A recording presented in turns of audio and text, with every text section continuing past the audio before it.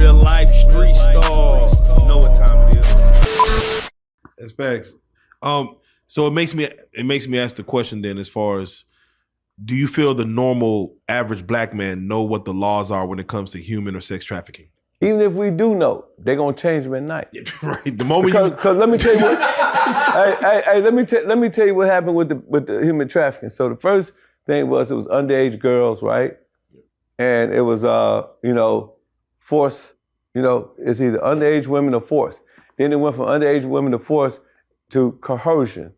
Conning her, tricking her. Then it went from that to, if you got a woman in a strip club and she's hoeing, you're living off the earnings of a prostitute. So every time, they would catch a brother, he said, no, she wasn't selling no pussy, she was just in a strip club. Okay, we got to add that to the law. No, that was dude hoe. So now they got, if you get a woman from another pimp, both of y'all get charged. So they every time we thought that we was beating it and we came up with a solution for the law, they would move the goalpost and they would change the law. Is there a real way to beat it? Like, how is there a way around it, any way around it, if so? Well, the only way that I think that somebody can beat anything is to not do it. Amen. You know what I'm saying? That's the only way you can beat it. Now, if you have a female and she's OnlyFans or she's a dancer, as long as you're not taking her money and as long as she's paying for her own bills or whatever, then you're good. I always tell guys that, this is America. So if you got a woman and she's in the game and you own some property and you paying $100, $1,000 a month mortgage, you could charge her $5,000 a month mortgage. That would be $4,000 more than what you are actually paying. You can buy a car from an auction for maybe $20,000. You could sell that car for $60,000 profit. So in that capacity, you would be actually doing a real business transaction as opposed to just give me your money. So you could sell that car to your actual young lady that you're doing business with, because they do it all the time, and that way I think that it would be hard pressed for the Attorney General to give you a case if you renting your apartment for $4,000 or $5,000 instead of, $1,000 what you're actually paying.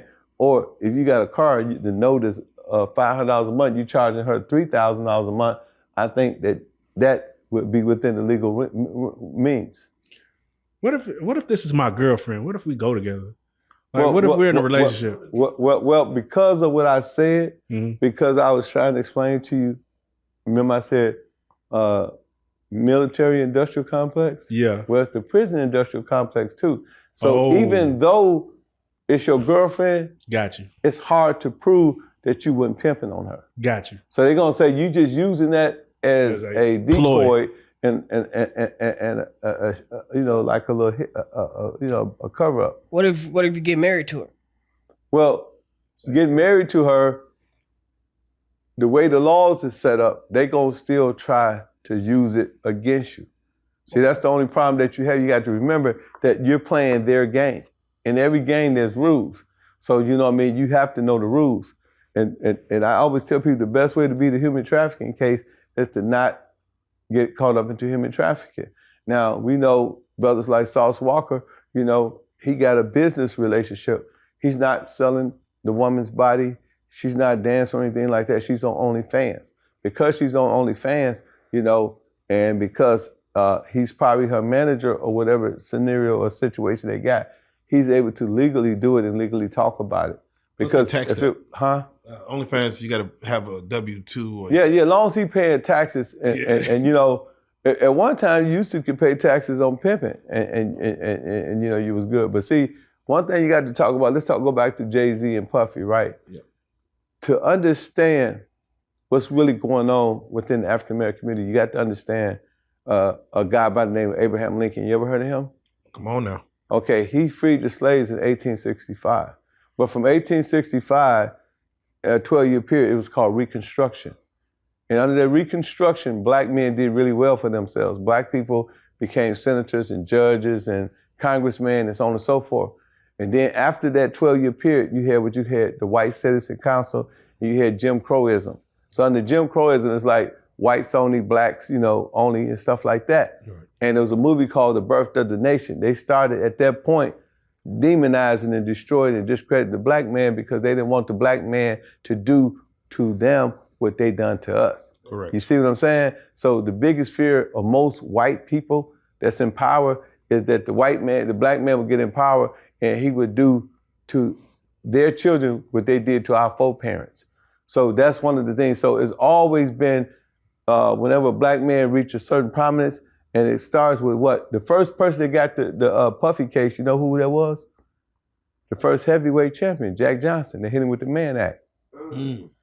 Go look at it. Yeah, so it started. So y'all think it's just with Puffy. It's been going on for a long time. You know what I'm saying? The FBI had files on who? Malcolm X and Martin Luther King. Yeah. They knew they was gonna kill Malcolm X before they even killed him. They knew, that they was gonna kill Martin Luther King before they killed him. They actually sent files to his wife or him with another woman. So, these folks have always, it's a movie called, y'all need to go check it out. It's called The Black Messiah. It's about Fred Hampton. Yeah. It's really a deep movie. You know what I'm saying? Yeah. They fear of the Black Messiah. It goes all the way back to the Bible with King Herod. He said, kill all the babies under 2. You know what I'm saying? So anytime a black man do something really well in this country, it's a concerted effort amongst certain white supremacists to destroy that black man, because white supremacy is a religion. And the religion is that the white man is superior over the black man. So anytime a black man gets superior, you start seeing, the dominant forces in the white supremacist community start to destroy, discredit, and demonize them. And, and if they don't get them, they're gonna do them so bad that they're gonna lose a lot of money, So I have to ask you, when you hear about a freak off lasting for 32 hours and women needing IVs afterwards and having to hire a cleaning crew to come in and clean it up, and that, Puffy will orchestrate these freak offs. You've dealt in this world before. What is that as far as to need an IV, 32 hours of nonstop, like, well, we ain't stopping? Like, what do you think that is as far as? If a person, like me, if I get really dehydrated, if I urinate a lot, I'm gonna need an IV to deal with dehydration, right? A lot of older people, like I'm 60, right? A lot of people my age, we have to go to the hospital periodically to get dehydrated.